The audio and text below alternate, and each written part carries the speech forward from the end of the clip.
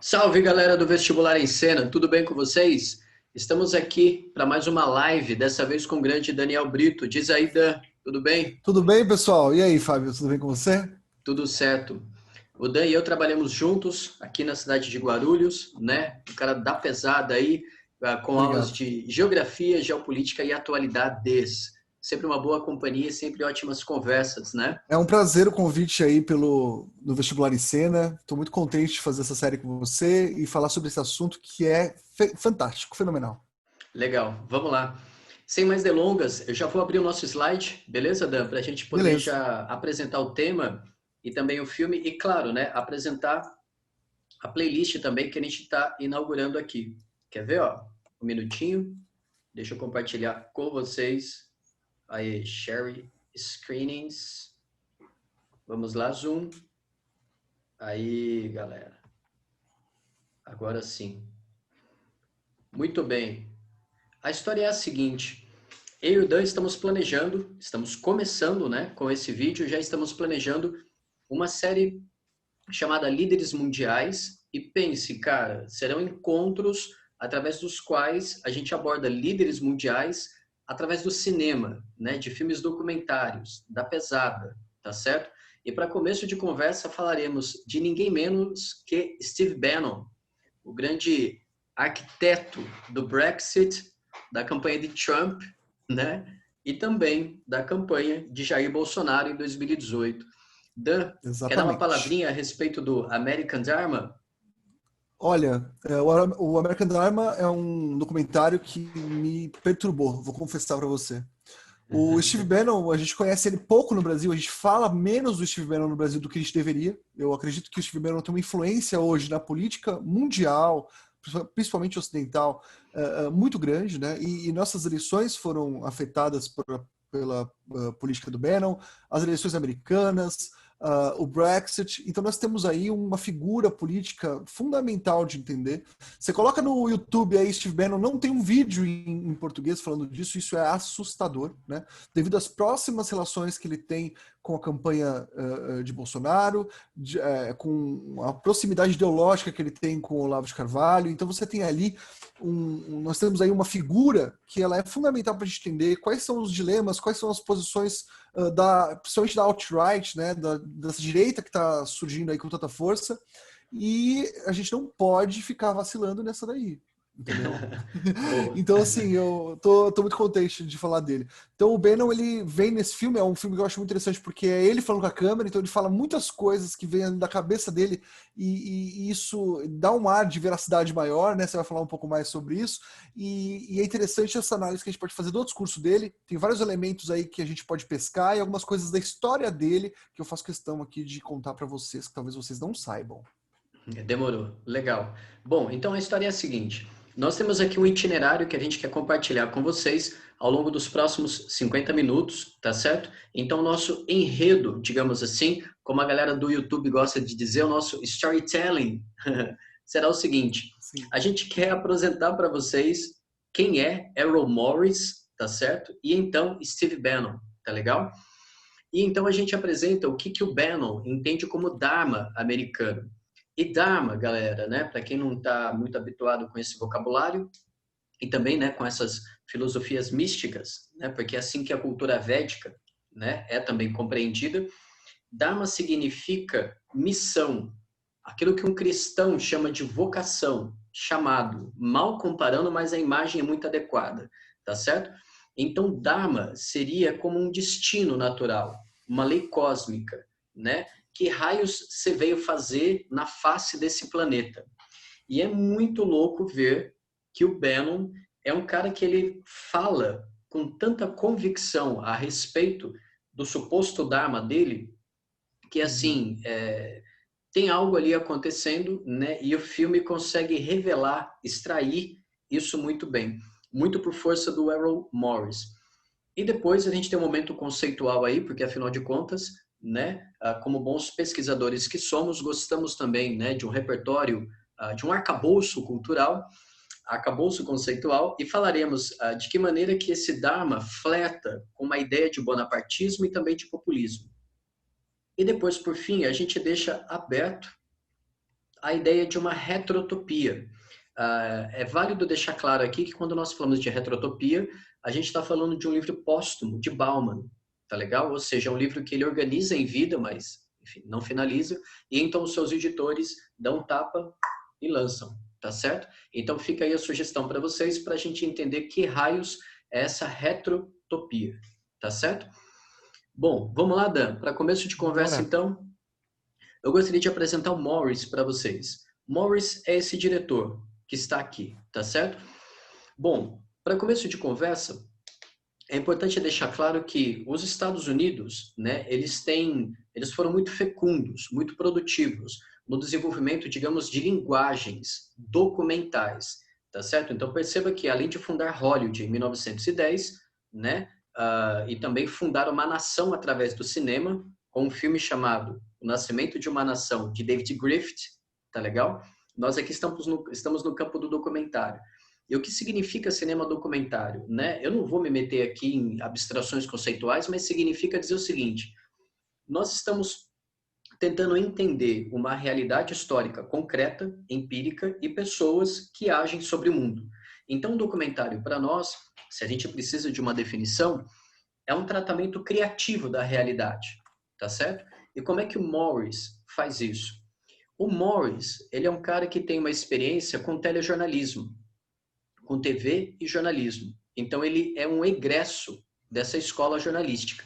Então, como você sabe, um bom jornalista, ele é um bom pesquisador, um bom investigador, tá certo? O cara que inquire a realidade, se debruça, né, sobre as relações de poder, as relações de interesse que estão ali latentes na realidade. Mas, além disso, o Morris é um cara que também enfrenta os seus inimigos. Isso é uma coisa rara no cinema mundial. Pense você, quais seriam os seus inimigos, tá certo? Na sociedade e na política. O Morris já fez filme, frontalmente entrevistando Robert McNamara, simplesmente o arquiteto da Guerra Fria, tá certo? O cara que tinha ali o botão vermelho debaixo do dedão para poder lançar mísseis, tanto sobre Cuba quanto também sobre o Vietnã. A gente vai falar dele. O Morris entrevista o cara que conseguiu convencer o governo norte-americano a abolir a cadeira elétrica e a adotar injeções letais. O nome do filme é simplesmente Mr. Death, ou seja, Senhor Morte, pense. E agora nós estamos de frente ao Steve Bannon, tá certo?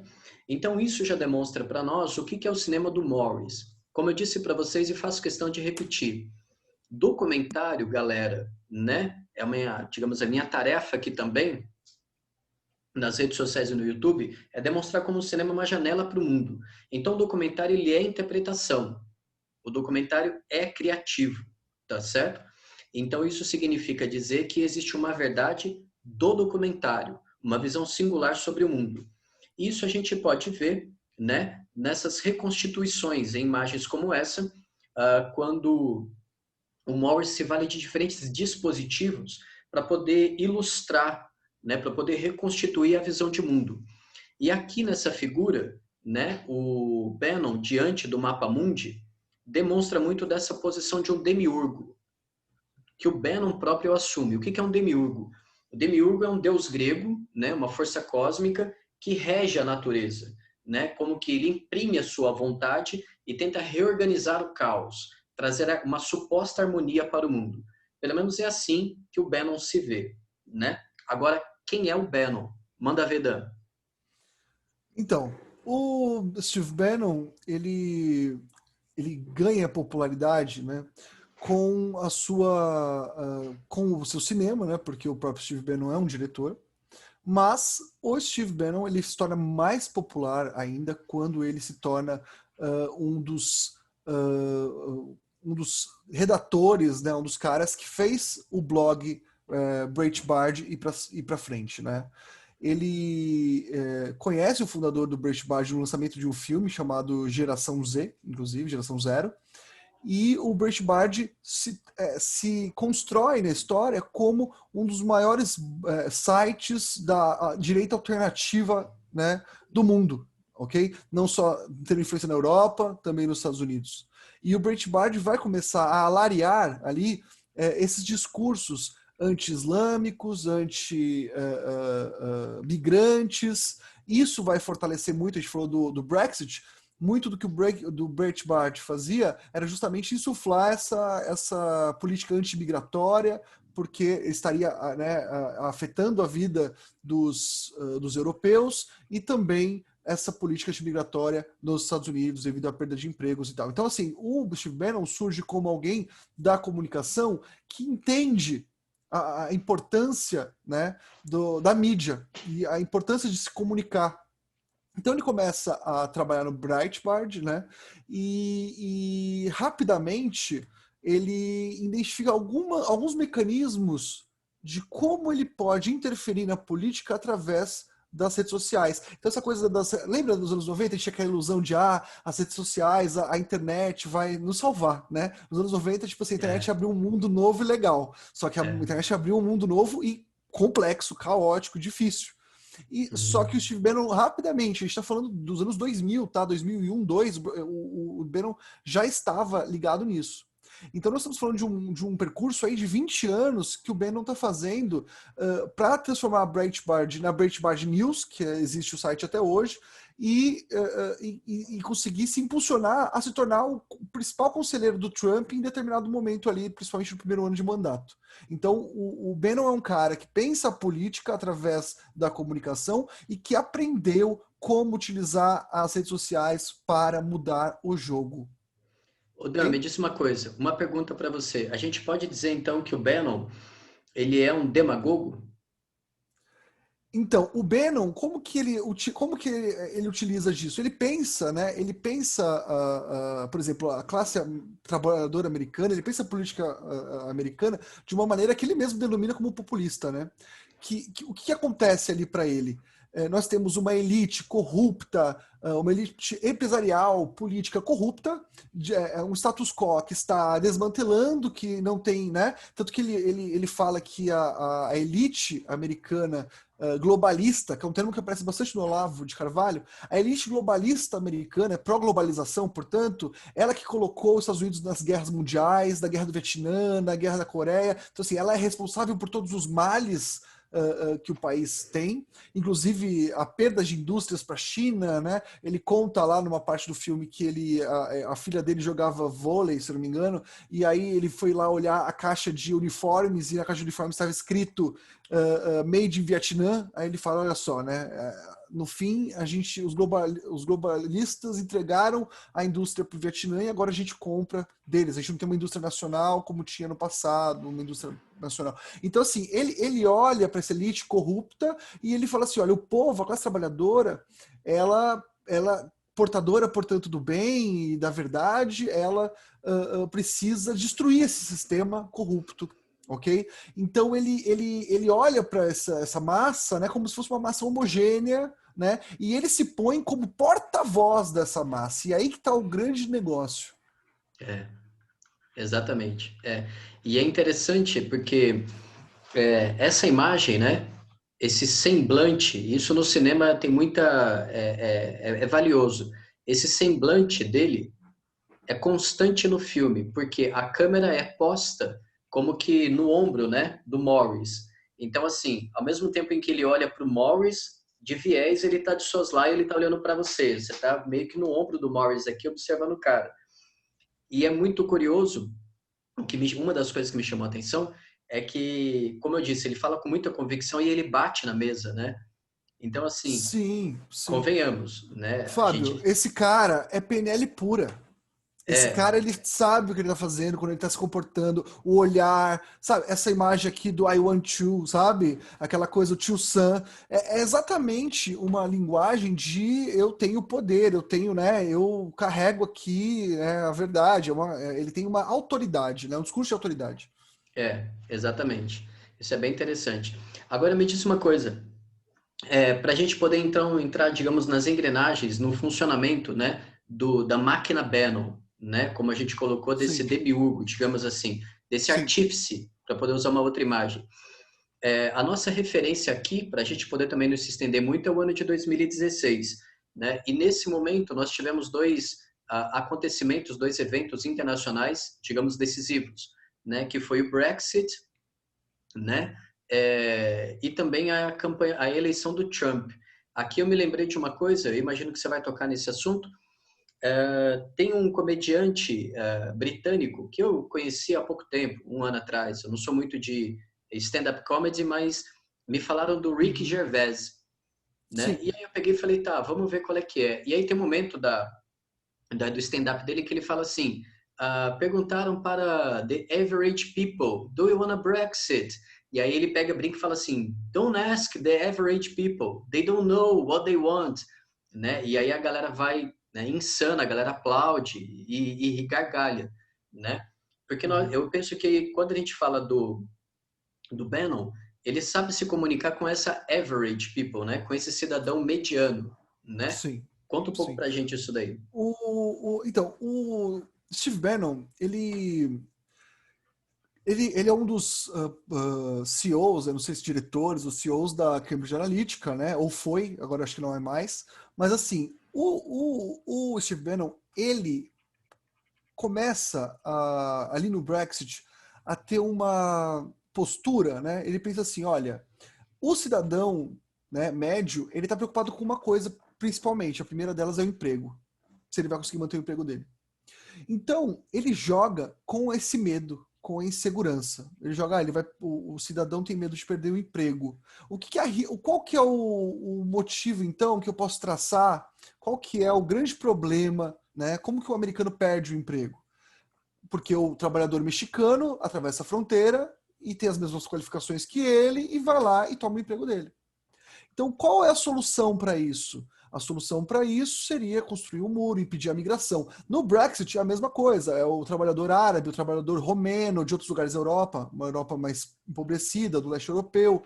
Então, ele começa a apontar soluções fáceis para problemas complexos.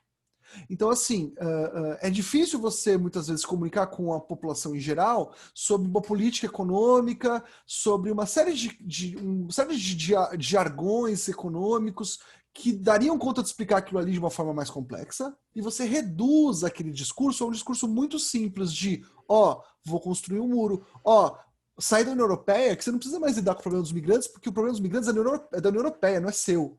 Então você protege seu emprego.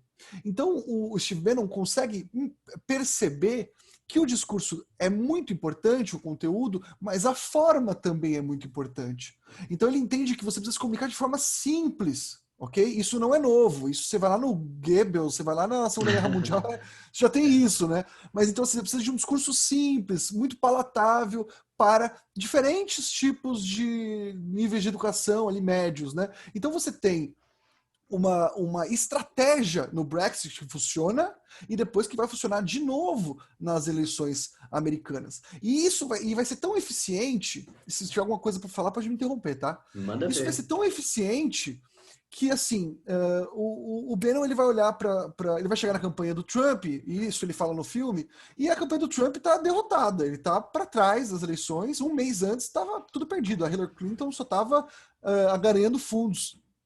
E aí ele faz assim, tá bom, então o que a gente vai fazer? A gente vai comprar informações do Facebook, né? O Facebook negocia informações dos seus usuários com a Cambridge Analytica. Então a Cambridge Analytica, que é uma empresa que o Bannon faz parte, compra as informações dos usuários e faz o quê? Deculpa, analisa essas informações. Fala assim, olha, o eleitor da Flórida tem tal preocupação, o eleitor da Flórida está preocupado com a violência que tem aumentado. Então, se eu falar que vou facilitar certas coisas, por exemplo, vou aumentar a pena, vou fazer com que o investimento em segurança seja maior na Flórida, eu vou criar propaganda direcionada para as preocupações daquele público relacionadas a trabalho, a segurança, questões que batem diretamente, né? Então você tem uma forma de fazer política aí, que o Steve Bannon vai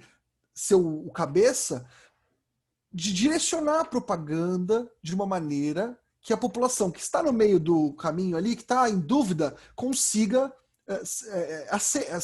se polarize mais, né? Porque, por exemplo, o Steve Bannon tem uma coisa muito interessante dele, que ele se coloca como um bombardeiro louco, né? porque ele vai para as cabeças, né? Ele vai fazer a propaganda mais violenta possível para polarizar o máximo possível para transformar Hillary Clinton no próprio, né, capeta. Então, assim, já que, preste atenção nisso, pessoal que está aí, já que a elite ela está corrompida, a classe política não vale nada, tá, sabe, é tudo o caos, né? Tá tudo perdido. Vamos transformar a Hillary, vamos fazer a Hillary incorporar todas essas características dessa elite.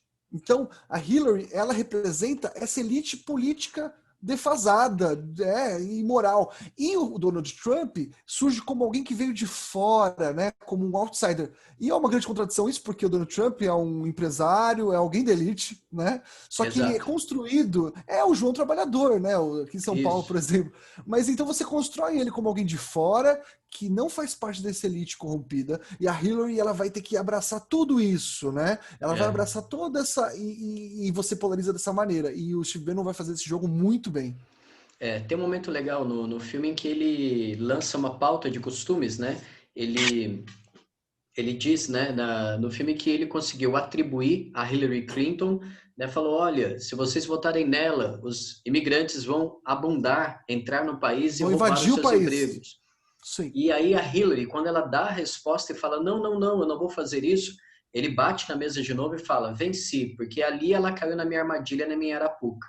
Né? Ou Sim. seja, ela está falando de pauta de costumes. E falar de pauta de costumes é falar justamente, né, Sim. do ponto mais sensível dessa swing people. Né? Sim. Existe essa expressão nos Estados Unidos, swing people, swing states, Sim. significa aquelas Sim. pessoas que estão ali No meio uh, do... Em cima do muro, né? em cima do muro e não sabe muito bem em quem votar, e basta um Sim. WhatsApp, né? Basta um Sim. vídeo, basta uma Sim. mensagenzinha mais... Que pode ser o estalo para a pessoa pular para o outro lado, né? Exatamente. E aqui Na os época das memes... eleições do Trump, desculpa, Pode na época falar, das pode eleições falar. do Trump, surgiu um escândalo que ele tinha passado a mão em algumas mulheres, ele tinha feito algum abuso, enfim. E tu perguntava, você tocou alguma mulher? Você fez alguma coisa contra a vontade de alguma mulher? Teve toda essa discussão, né? E o Steve Bannon, pegando lá aquela onda que foi o assédio do Bill Clinton, né? Os assédios, né, do Bill Clinton, ele traz as mulheres assediadas por Bill Clinton para o debate, né, para sentar lá na frente do debate, para que a Hillary Clinton se descredibilizasse também. Então ele pega É, essa pauta de costumes e ele justamente ele faz um liquidificador, né? e aqui os memes demonstram para nós como é que ele, assim, é absurdo, né? Um satélite, ou então até mesmo Fidel, né? Ou então a igreja de Notre Dame, né? Dizendo que tem informações que são capazes de prender a Hillary. E aí os memes demonstram para nós o alcance, né? Sim, Dessa, sim, desse ataque, desse assédio que ocorre nas eleições, sim, e não seria diferente no Brasil de 2018, né? Aqui a gente pode fazer, digamos, uma análise, porque não quase, né, semiótica da sim, fotografia, né, que é o seguinte: nesse momento a gente traz um pouco a nossa conversa para entender o que é esse populismo de que fala o Steve Bannon. Só que para a gente entender isso, a gente evidentemente vai buscar uma referência acadêmica sólida, que é Casmud, tá legal? Bom, vamos lá. Primeira coisa que eu gostaria de apresentar, né, uma coisa que inquietou a mim e ao Daniel, é o fato de que quando você fala de populismo, cara, você está falando, pelo menos historicamente, você está falando da América Latina da década de 40, tá legal? E aí a gente sabe que o conceito de populismo, ele emerge na Argentina dos anos 40 para falar de peronismo.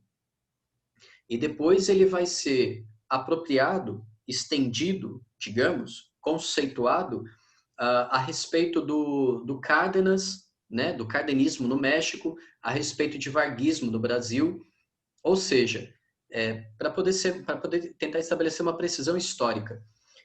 Populismo, historicamente, você está falando do processo de formação dos estados nacionais da América Latina ao longo dos anos 40, você está falando um processo de substituição de importações, ou seja, desses países que estão se industrializando em grande medida por causa da Segunda Guerra Mundial, enquanto as nações centrais destinam o seu parque industrial para poder matar a fome dos homens, né, lá no fronte, e claro, evidentemente das mulheres dentro do chão de fábrica, né, as nações periféricas, em termos industriais, têm que se virar, né? Consequentemente, você está falando também do avanço de classes operárias, da migração do campo, do mundo rural, como queira, para as cidades, e é fatal. Você também está falando da organização de legislações trabalhistas, né? Carteira de trabalho, organização dos sindicatos, né? Minimização, amenização desses impactos, como greves, barricadas, lutas sociais,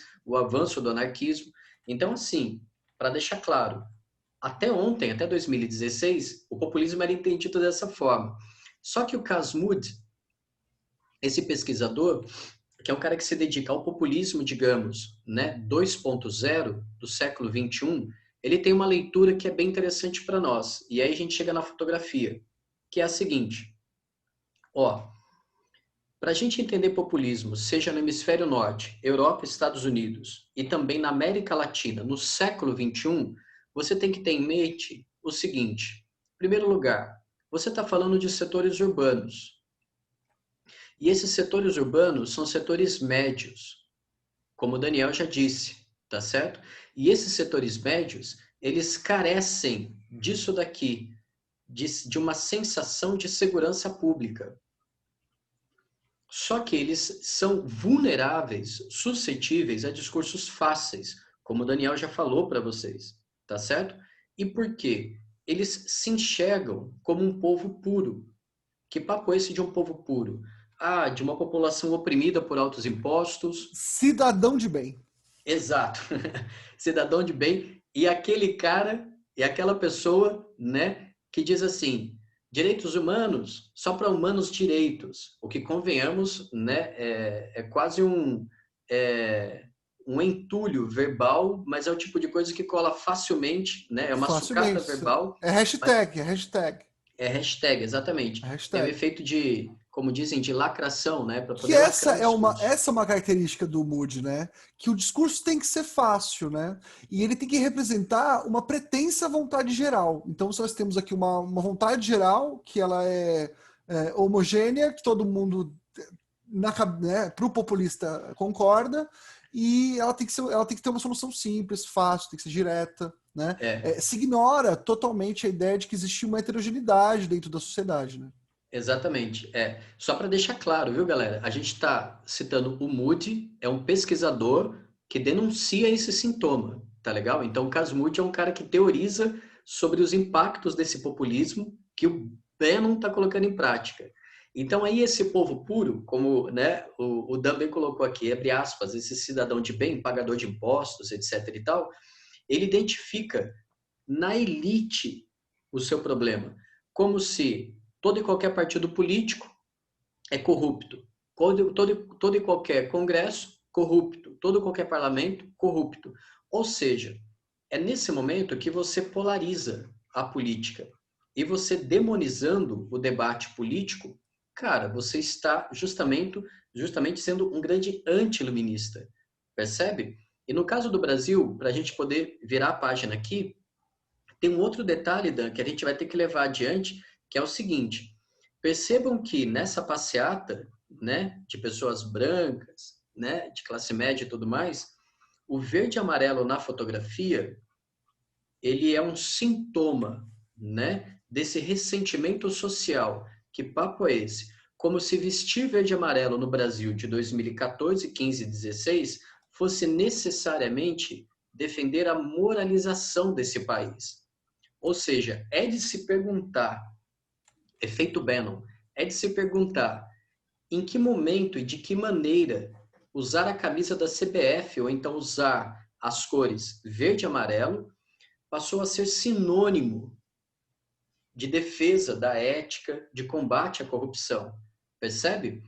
E aí, então, para fechar, porque eu acho que a gente já tem bastante informação aqui para entender a maneira como o Casmud, né, teoriza o populismo, né, ele coloca esse populismo avesso à democracia.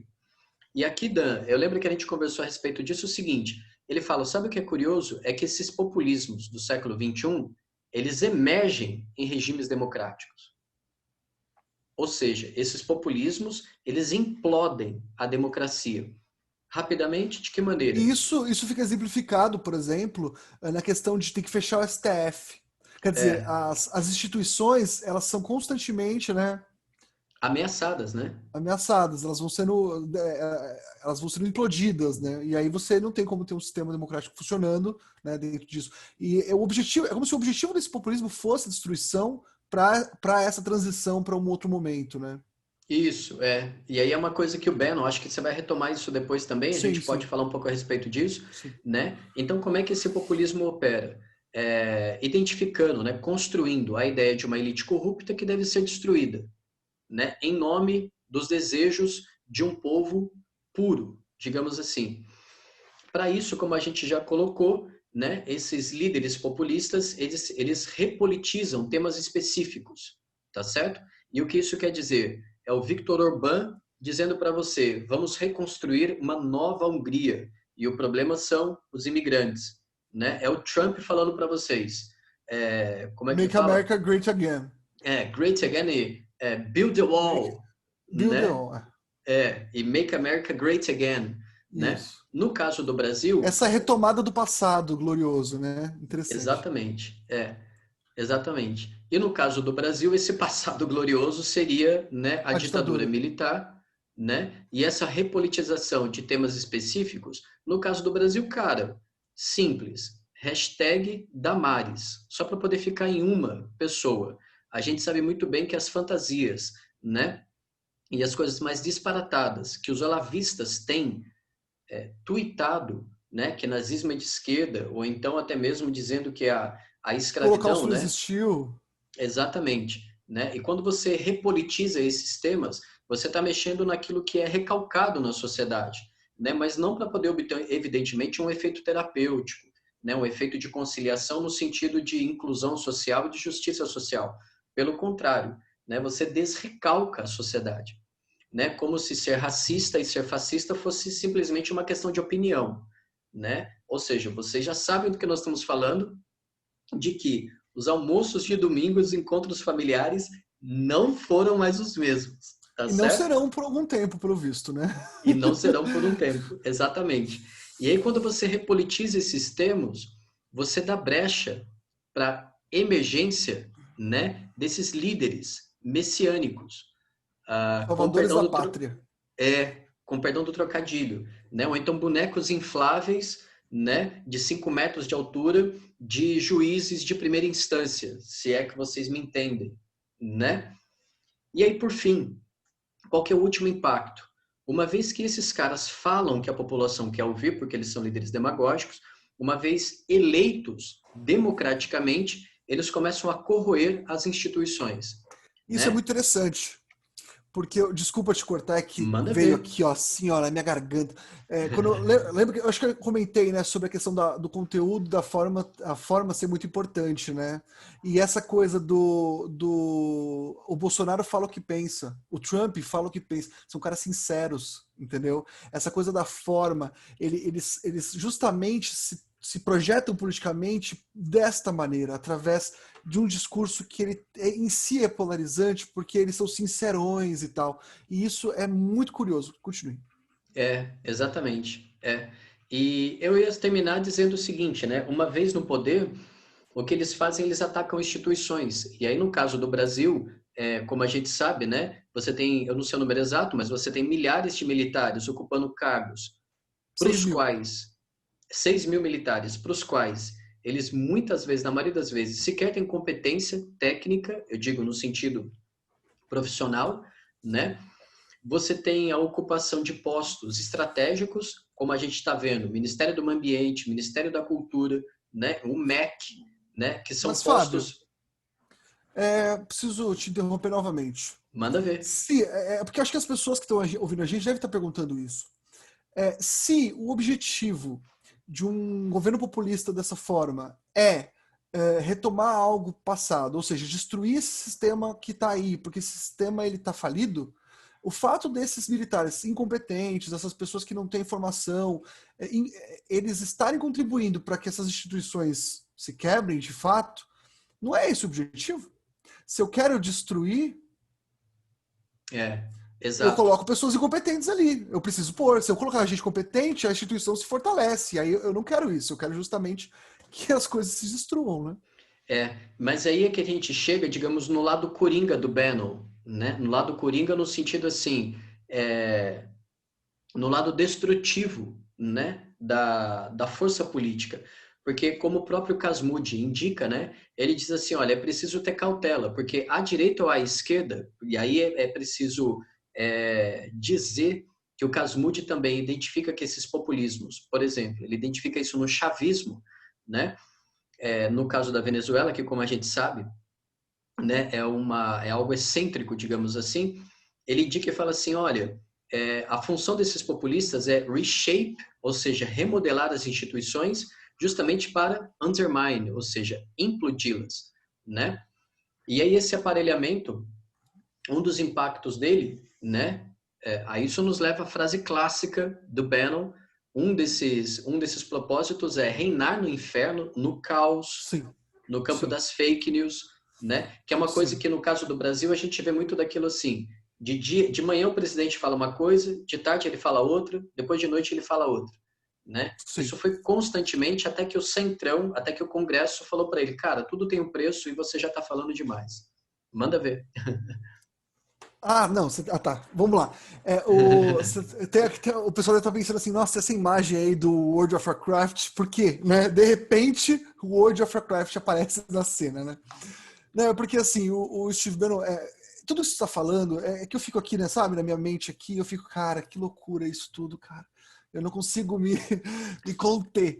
Bom, essa coisa de reinar no inferno e servir no céu é muito curioso. Ele até faz o Bannon durante o filme fala assim, nós vivemos como servos da corte russa no século XVIII, assim, algo assim. Só que a gente é mais bem vestido e come melhor, só que a gente continua sendo servos. E essa lógica de consumo financeira, que levou a gente à crise de 2008, inclusive, ela que nos distrai do nosso Dharma, ela que nos distrai do nosso dever. Então a gente não cumpre o nosso destino de quebrar o sistema e fazer o que nós devemos fazer, porque nós estamos ocupados consumindo, né? Falando pelo povo americano. Bom, enfim, isso me leva a uma questão interessante. O Steve Bannon, ele bom, então ele tem o Dharma dele, o dever de destruição, né, que a gente vai falar um pouco mais.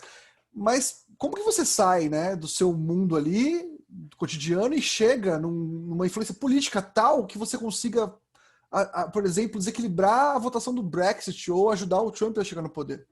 E eu quero falar um pouquinho mais sobre esse caminho. Porque, assim, nos anos 2000 ali, o Bannon ele já estava envolvido com a Breitbart de 2002 ou 2003 e ele percebe o quê? Que ele precisa de financiamento para que o Breitbart cresça, para que os seus blogs cresçam, para que os blogs de alt-right cresçam, por exemplo, o Daily Stormer, que é o maior blog de neonazistas do mundo, né? Eu entrei hoje nele, inclusive, tem um banner assim, tem um negócio para você doar Bitcoin do lado, e aqui tem um banner assim: se Trump não for eleito em 2020, os negros vão entrar nas suas casas e estuprar suas mulheres. Está escrito isso hoje no site dos caras. E eles recebem doações de Bitcoin, porque é seguro, é irrastreável, e eles têm um monte de propaganda. E isso não chegou à toa aí. Se você vai na Breitbart News até hoje, tem logos antigos deles, que o B de Breitbart, o segundo B, é um B de Bitcoin. E como que o Steve Bannon chegou no Bitcoin lá nos anos 2004, 2005, ele já estava ligado nisso? Por causa das moedas virtuais dos jogos online. No caso do World of Warcraft, por exemplo. Ele identificou o quê? Que pessoas jogam World of Warcraft várias horas por dia e gastam dinheiro comprando, sabe aquela coisa, seu colega que compra skin pro joguinho? Compra lá skin pro joguinho, compra gold do joguinho. Então a pessoa compra um gold virtual e esse gold virtual que ela comprou corresponde a $40. E no World of Warcraft dá para você gerar gold. Então você consegue fazer gold no jogo e esse gold ser convertido para dólares ou qualquer outra moeda. Então é o início das criptomoedas dentro dos jogos. Então ele pensa assim, pô, se eu tiver gente gerando gold dentro do jogo, eu posso transformar isso em dólares, em financiamento para Breitbart. E o público o público, uma boa parte desse público da extrema-direita ou da direita alternativa, da alt-right, até dos neonazistas, são pessoas que fazem parte de uma classe, de uma faixa etária ali dos 18 aos 27, 30 anos, até 40 anos. Ou seja, é uma faixa etária que consome muito desses jogos. Então ele fala uma hora que ele tinha 250 funcionários, todos garotos jovens, produzindo gold para poder gerar dólares, para poder financiar a Breitbart. Então, o World of Warcraft, ele surge ali como a primeira tentativa dele de utilizar criptomoeda. Depois ele vai usar bitcoins, até hoje é possível doar para vários desses blogs de ultradireita, neonazistas, etc., com Bitcoin, devido à segurança que a transação traz. Isso começa em World of Warcraft. E ele fala uma outra coisa também muito interessante sobre o World of Warcraft, que eu até anotei aqui de uma maneira que eu queria ler. Ele fala da questão do avatar digital versus o eu analógico. Lembra que a gente conversou disso? E a questão do avatar digital e do analógico, eu fiquei puto com essa história. Eu fiquei, cara, eu preciso entender isso, porque, assim, o Steve Bannon conta uma história no filme. Cara, se você não assistiu o filme, não tem problema, isso daqui a gente vai junto do mesmo jeito. Olha só. Ele fala assim, tinha um cara chamado Dave, e esse Dave pesava 110 quilos, e esse cara ficava jogando 60 horas por semana, 70 horas de World of Warcraft no cubículo dele. E ele tinha um personagem chamado Ajax. E esse cara era um personagem super forte dentro do server, e esse cara todo mundo conhecia. A família dele, ele tinha um filho, ele tinha uma mulher, e a família dele, os colegas de trabalho mal conheciam ele. Ninguém sabia muito quem ele era, a família era um cara distante, uma pessoa que dentro da sociedade ali era ninguém. Mas dentro do World of Warcraft ele era um cara foda. Desculpa aí a palavra, tomara que o YouTube não Fica à vontade. Então assim, ele era um cara, sabe, topzera. E aí, o que acontece com o Dave? O Dave morre no cubículo dele jogando, ele morre, o cara morre. E aí, o personagem dele, o Ajax, vai ter um funeral no jogo. E milhares de jogadores personagens, avatares, vão lá no funeral dele. No funeral real dele, não tinha quase ninguém. Mas no funeral dele, do Ajax, do personagem dele no jogo, tava lotado. Inclusive, esse funeral vai ser atacado por hordas inimigas durante o funeral, e tem toda essa história. E o Steve Bannon estava contando essa história justamente para falar assim, olha, as pessoas podem se sentir sozinhas no mundo real porque elas pensam de uma forma diferente e não podem falar certas coisas, mas a partir do momento que elas estão atrás de um avatar, que é um bonequinho de anime, que é uma carinha ali qualquer, que não existe, né, que é apenas digital, essas pessoas podem ser elas mesmas. E elas encontram, então, nesse universo gigante de milhares e milhões de pessoas, inclusive, muito maior das vezes que a população da cidade que a pessoa mora, essa pessoa ela vai conseguir encontrar os seus parceiros, os seus iguais. E elas começam a se organizar assim. E ali ele percebe, a Breitbart tem que ter um fórum onde as pessoas conversem, onde as pessoas comentem. A sessão de comentários é mais importante do que a notícia. Porque ali as pessoas vão começando a construir um senso de comunidade, que isso que acontece no World of Warcraft. Eu fui checar essa história só por curiosidade, e na verdade não achei nenhuma história de nenhum Dave, nenhum Ajax. Ok? O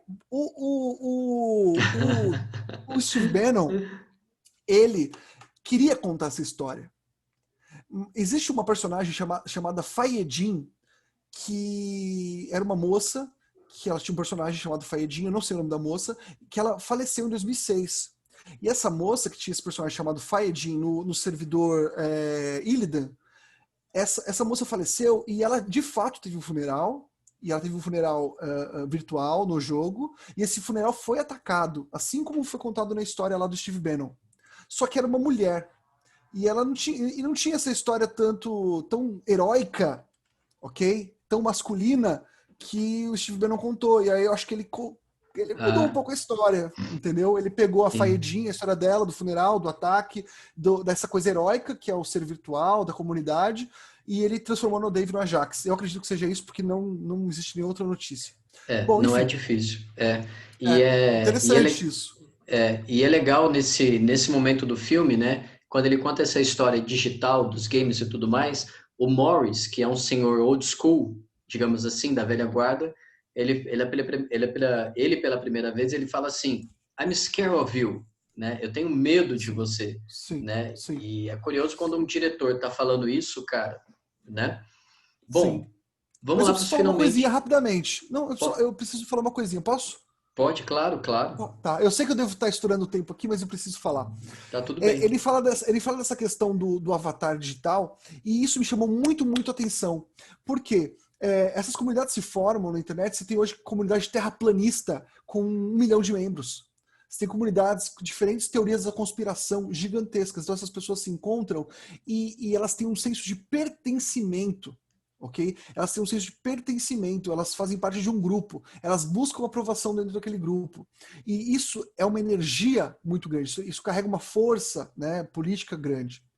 De organização e tal. Você pega os 300 lá os 300 do Brasil, você pega grupos de extrema-direita aqui no Brasil que funcionam exatamente da mesma maneira. Você pega os 4chan da vida, os fóruns de shitpost, você pega grupos incel, grupos de terraplanista, toda essa galera vai se estruturando em torno de tópicos e de temas. E Olavo de Carvalho e Steve Bannon perceberam isso muito rápido e conseguiram conversar com essas pessoas e trazer elas. Não é incomum o cara que consome Steve Bannon e consome neonazismo ser o cara que consome terraplanismo. Essas pessoas, elas conseguiram se aproximar desses grupos, porque isso oferece a elas um sentido de pertencimento. Isto é muito importante para a gente entender este movimento. Eu precisava muito falar isso. Muito bom, muito bom. E os fatores que aglutinam, né, todo esse conjunto de coisa, aliás, se existe um fator, seria essa postura anti-iluminista, né, Dan? E aí a Sim, gente chega nos nossos finalmente aqui, digamos que já na terceira, quarta parte do filme, né, ou melhor, no último sim, quarto do filme, fica melhor assim, no último quarto do filme, o próprio Bannon, né, ele se autodenomina um racionalista apocalíptico, porque o Morris fala para ele, mas você não acha que você é muito apocalíptico? Porque em várias sim, ocasiões o Bannon fala, né, eu quero destruir para reconstruir. É sim, preciso, ele sim. é fato, né? Então assim, percebam que quando lá no E começo, para construir algo inspirado nesse passado glorioso, né? Não podemos esquecer, é a retomada, né, da nação, é o retorno a algo, né? isso, exatamente, mas que fique claro, né? Nem ele Reacionário. exatamente. Nem ele tem certo qual é, digamos, a nova civilização ou a nova sociedade, percebe? Sim. Nem ele tem ideia. Mas ele tem alguns pontos, né? Tem que impedir os imigrantes, tem É, que, né, uma certa pureza, tem uma antiglobalização, tem alguns pontos aí, mas ainda é muito, né, difícil de entender. exatamente. Ele fala de globalismo, perfeito. É importante resgatar isso, né? Ele fala de globalismo, ele fala de nacionalismo, ele fala de fechar fronteiras, mas ao Sim. mesmo tempo também o Mas sabe diretor. por que eu acho que ele fala de racionalismo apocalíptico? Essa coisa de vai haver um apocalipse, nós temos um limite, uma crise final aí. É uma coisa muito comum em sites de alt-right de extrema-direita. No próprio site do Daily Stormer, tem lá um contador, assim, de, tipo, a população branca está encolhendo, a negra está aumentando, então isso aqui tem uma data limite, sabe? Tem coisas muito assim, eles gostam disso. E tem uma teoria chamada teoria Strauss-Howe, é do Neil Howe e do William Strauss, que ele aborda no filme Generation Z, que é o filme Geração Z. Todo mundo já ouviu falar daqueles negócios de geração X, geração Y, geração Z.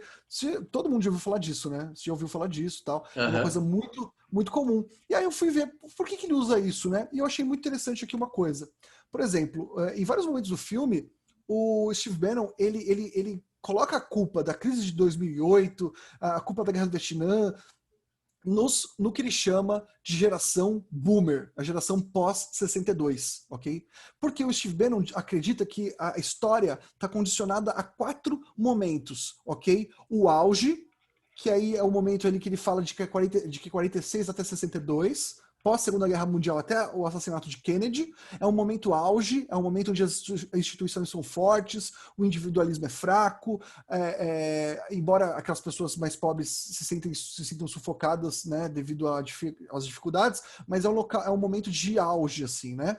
Depois, 62, vem a geração Boomer, que é a geração X, que ele ataca muito essa geração, que é um momento em que as instituições são atacadas em nome de uma autonomia pessoal e espiritual, é um momento onde as pessoas cansam da disciplina social e querem buscar sua autenticidade pessoal, o movimento hippie, os movimentos urbanos todos, aquela coisa de busca por identidade.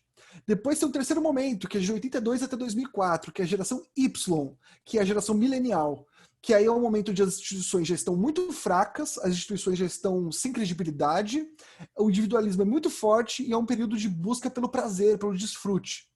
E aí, a geração Z, que é a que ele foca no livro, é a geração crise. Então, essas três fases, a geração auge, a Boomer, né, a X e a Y, elas vão culminar no momento que você vai ter a geração Z, que é um momento de crise, é um momento de colapso, que é o momento que ele acredita que nós estamos, ok? É a era da destruição. E é um momento em que a nação percebe que está ameaçada e precisa se juntar para sobreviver a isso. E é um momento que, depois disso, você tem um aumento da autoridade cívica, né? Ele se revive. E as pessoas tentam, nesse momento, a partir de 2004, se identificar com um grupo maior de pessoas. Então, elas tentam se fazer presentes dentro de uma entidade política. Então, ele vê esse momento dessa geração atual como um momento justamente de crise, que é a quarta virada, que ele chama. E ele fala assim, se a gente não fizer nada, acontece sozinho. Só que se a gente fizer, nós tomamos as rédeas dessa crise. E aí você reina no inferno. Uau! É bem massa, né? Essa leitura, a visão de mundo, quer dizer, é como se existe um projeto histórico, né? Existe um projeto civilizacional. Daí, então, para a gente poder, enfim, como você bem colocou, daí a visão nacionalista e populista dele, né? E tem momentos no filme, né? Ele fala de muitos outros filmes para o Morris, né? E ele chega a falar de Falstaff, que, como a gente sabe, trata justamente de uma tragédia de Hamlet, né? Se não me falha a memória, do rei Henrique V, né? Do Henrique V, exato. E fala desse senhor, né? Desse servo, digamos assim, aliás, desse senhor que se torna servo de um rei, né? Tutela esse rei, e quando essa pessoa de fato chega ao poder, é um momento do filme em que tem o Orson Welles, né? O Morris diz para ele, olha, eu tô vendo na cara desse tutor que ele está sendo abandonado, né? Ou seja, quando Trump chega ao poder, leia-se, o rei Henrique chega ao poder, ele descarta... É paralelo isso? Ele descarta o seu tutor. E aí o Bannon, né, muito sagaz, ele fala assim, não, eu vejo nos olhos dele satisfação, né? Porque ele também se vê naquela imagem, existe um processo ali especular, né? Porque Sim. ele também fala de muitos filmes. E por fim, né? Daí a corrosão das instituições, porque uma vez o Trump eleito, como a gente sabe, a gente tem a implosão do Partido Republicano, né? Que, afinal de contas, o Trump era um outsider, né? E uma vez absorvido pelo Partido Republicano, ele acaba sendo uma excrescência, né? E aí, para os finalmente, né? Você ia comentar alguma coisa a respeito dessa carnificina? Porque o Morris pergunta para ele, né? Sim, ele é o seguinte, ainda nessa linha, rapidamente, o Bannon, ele fala que tá tranquilo, né, porque ele tá seguindo o Dharma dele, né? Só que eu acho que ele não tá mais tão tranquilo, porque agora, em 2020, surgiu um movimento que eu acho que alguns de vocês estão bem ligados, que é o Sleep Giants. Você tá ligado no Sleep Giants? Não, nunca ouvi Sleeping falar. Giants é o seguinte, em 2016, um jornalista percebeu o seguinte, já que para Breitbart e outros grupos, por exemplo, a Terça Livre, sabe o Terça Livre? Os canais olavistas, os canais de extrema-direita brasileiros, americanos, eles vivem de propaganda de YouTube, propagandas de marcas que anunciam nos canais, porque as marcas estão interessadas em quê? Em lugares que tem muito acesso. Você está falando de terraplanismo, mas você tem muito acesso, a marca vai colocar lá o dinheiro, né?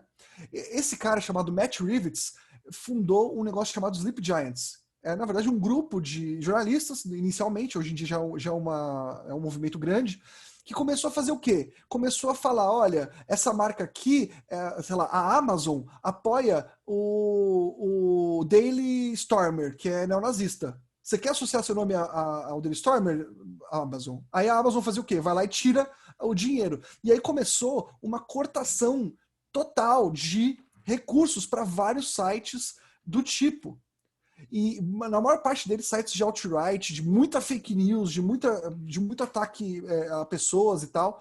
E aí você tem um momento em que o Bannon fala, olha, esses Sleeping Giants é a pior coisa que existe.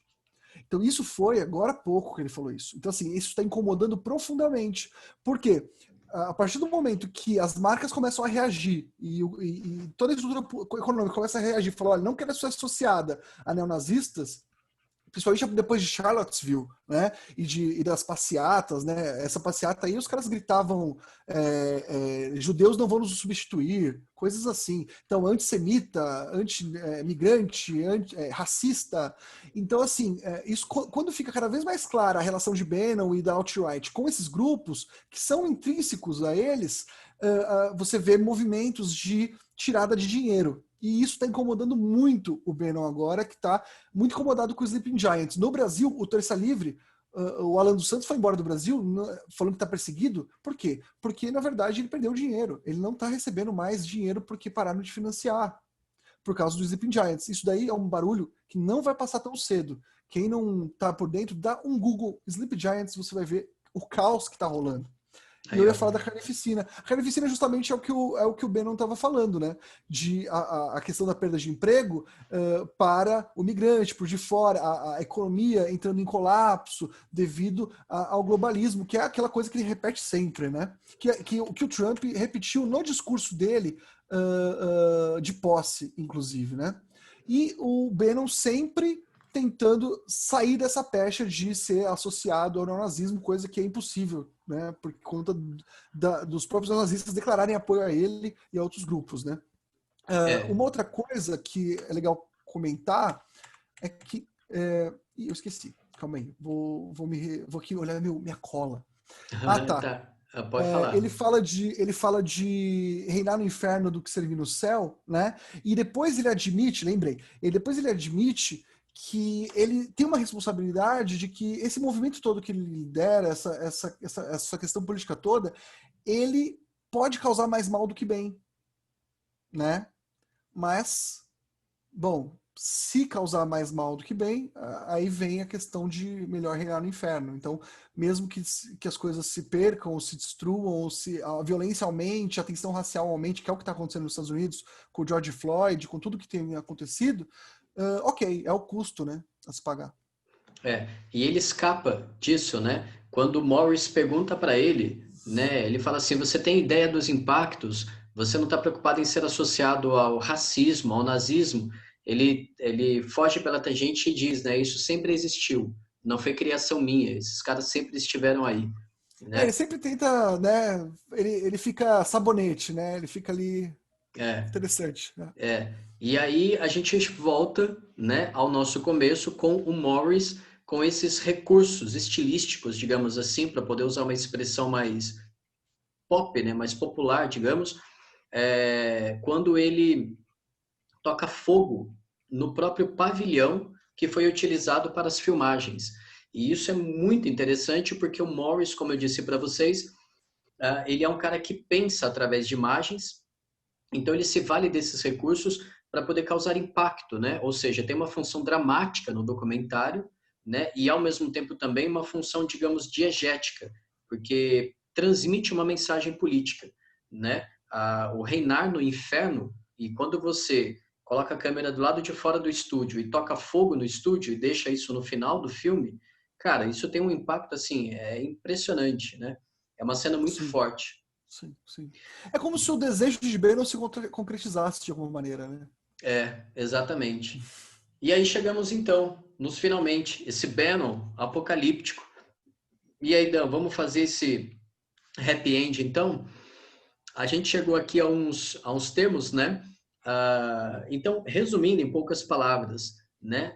É possível considerar, é fácil considerar e é muito bem-vindo considerar a postura de Bannon, né, como um cara anti-iluminista, né? Porque onde ele toca, ele corrói essas instituições, o pacto social, o contrato social, a legitimidade das instituições, né? Ele provoca a erosão do tecido social, se eu tiver que usar um termo mais sociológico, tá certo? Ele gera desconfiança em vez de confiança, seja nos políticos, nos partidos, nas famílias, né? Então ele é um cara assim que ele contamina, ele deixa um ambiente tóxico quando o assunto é política e instituições sociais. Penso que isso, né, seja inegável, tá certo? Ele se diz um nacionalista populista, apesar de nós aqui sabemos que o conceito de nacionalismo ele tem a sua historicidade, tá certo? Se vocês quiserem saber mais a respeito, que papo é esse de historicidade, velho, pega lá o Hobsbawm, Nações e Nacionalismos, século XVIII, ele vai explicar para você como é que se fabricou historicamente a noção de nacionalismo. E o Bannon dá um sentido completamente novo, inédito à noção de nacionalismo. O termo populista, como a gente viu, ele tem a sua historicidade, basta ver a tradição historiográfica da América Latina, mas a maneira como Bannon interpreta populismo também é nova. Então percebam que quando você fala de Bannon e da política que orbita em torno dele, existe uma extrapolação, uma reinvenção desses conceitos que supostamente seriam clássicos, tradicionais. Daí então eles se autodenominaram racionalista apocalíptico. A pergunta é WTF, ou seja, what the fuck, o que significa isso, né? E uma sensação que eu e o Dan gostaríamos de compartilhar com você, a pergunta é, tá, velho, o cara, né, ele agiu sobre o Brexit, sobre o Trump, sobre o Brasil de 2018, Jair, qual seria o next step, né? Qual que seria o próximo passo dele, né? Fica aí o convite para vocês, então, conhecerem mais do Errol Morris, também do Steve Bannon. Dan, eu vou desligar o slide aqui para a gente poder fazer um bate-papo final aqui, Beleza. né? Você está falando disso aí, eu só queria fazer um pequeno comentáriozinho. Claro, Você falou sobre a questão do populismo do Bannon. Me lembra muito uma frase do Bolsonaro, que ele fala que as minorias devem se curvar às maiorias, né? A questão antiluminista, né, e populista se juntam aí, né? Porque você vai ter assim se você tem uma maioria que votou em alguém, esse alguém não governa para todo mundo, ele governa para essa maioria e que as minorias se sujeitem, né? É muito curioso isso, e sempre isso surge para mim quando a gente está falando disso. Isso é legal. Essas imagens assim mentais, essas coisas Sim. que, digamos, latejam, doem, né? É importante colocar, falar, né? Porque afinal de contas, conversas como essa também, elas têm uma função terapêutica no sentido que a preparação para a nossa live me ajudou muito a compreender não somente o caso Moody, mas evidentemente o próprio Bannon. Ou seja, Para mim também, foi fundamental. E é uma coisa que no cinema se fala muito isso, né? Muitas vezes você assiste filmes para você entender o mundo, não é somente assistir a um filme. E eu penso que essa experiência nossa aqui veio muito nesse sentido, né? Veio muito para poder satisfazer esse desejo. Sem dúvida. É isso daí. Queria te agradecer a galera, né, que tem nos acompanhado. E fique Eu à vontade. agradeço também a você pelo convite, estou muito contente de ter participado aqui dessa live. De verdade, Legal. foi uma experiência assim muito bacana e eu sei que a gente já deve ter estourado o tempo. Tá tudo bem. Vamos ter outras, e eu espero que vocês estejam aqui com a gente para viajar nesses documentários e nessas questões políticas tão importantes. Procura aí o American Dharma, você vai achar aí pelos meios da internet aí, assista. E com legendas em inglês tem no YouTube. Com em português você vai ter que lutar um pouco, tá bom? Exatamente. E até o próximo encontro com líderes mundiais e o grande Daniel. Tchau, tchau. Valeu, Tchau. galera.